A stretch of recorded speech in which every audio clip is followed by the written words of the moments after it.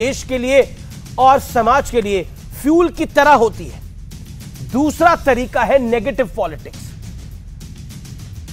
ऐसी सियासत का मेन मेन्यू दलहित और सत्ता की लालसा से भरा होता है।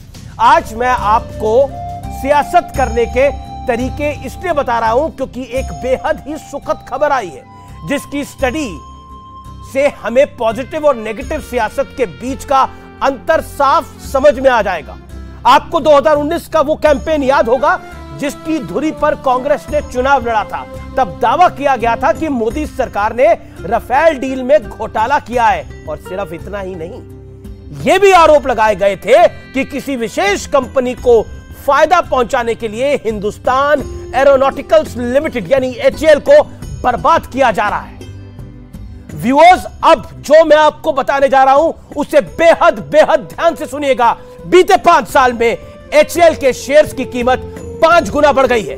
बीते 5 साल में HAL के शेयर में 388 रुपए 70% की बढ़त दर्ज की गई है।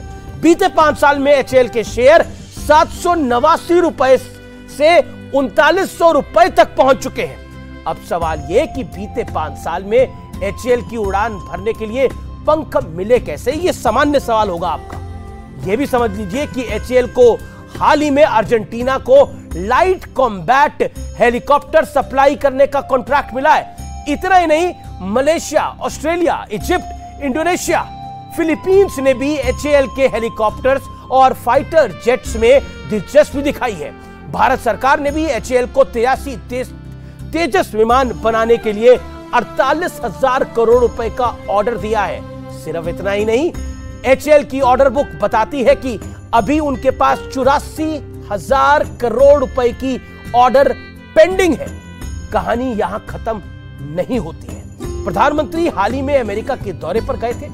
वहां HAL और अमेरिकन कंपनी GE एरोस्पेस के बीच तेजस के इंजन के साथ बनाने की डील हुई। इसका सीधा फायदा आप लोगों को मिलेगा, यानी देश की जनता को मिलेगा, नौकरियां बढ़ेंगी। HAL और GE इन इंजनों का निर्माण भारत में ही करेगा, इसलिए मैंने बोला नौकरियां बढ़ेंगी। देश भर में शोर मचाकर HAL के खात्मे की अफवाह फैलाने वालों ने क्या ये खबरें आपको बताई?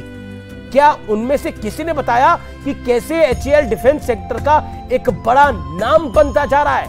क्या किसी ने आपको बताया वो भारत जो एक वक्त रक्षा सौदों के लिए दुनिया भर पर निर्भर रहता था, जिसमें दलाली भी होती थी, जिसमें करप्शन होती थी और उस करप्शन की वजह से भारतीय सेना को इक्विपमेंट नहीं मिल पाते थे, हेलीकॉप्टर नहीं मिल पाते थे, वो अब इस सेक्टर का एक्सपोर्टर बनता जा रहा है।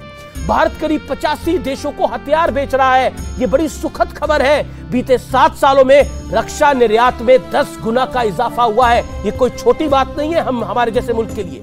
वित्त वर्ष 2022-2023 में रक्षा उत्पादन ने पहली बार 1 लाख करोड़ रुपए का आंकड़े को पार कर लिया है। भारत अब ऐसे 928 रक्षा प्रोडक्ट्स को देश में ही बनाएगा, यानी देश में नौकरी, यानी देश की खुशहाली। जिन्हें पहले आयात किया जाता था, यानी पैसा वो बाहर जाता था। मेक इन इंडिया का कितना मजाक उड़ाया गया इस देश में। मेक इन इंडिया के मजाक उड़ाने वालों ने क्या कभी आपको यह सच बताया कि आत्मनिर्भर भारत को शिगुफा बताने वाले इन फैक्ट्स को क्या कभी आपके सामने रखेंगे? जवाब है नहीं, क्योंकि फॉल्स नैरेटिव और नेगेटिव पॉलिटिक्स वाला एजेंडा ज्यादा अट्रैक्टिव होता है। उसे हेडलाइंस मिल जाती है, ऐसी खबरों को ज्यादा सुर्खियां मिलती है, लेकिन नकारात्मक के साथ राजनीति तो छोड़िए, आम जिंदगी जीना भी मुश्किल हो जाता है। अगर आप हमेशा नेगेटिव रहेंगे तो जीवन कैसे व्यतीत करेंगे?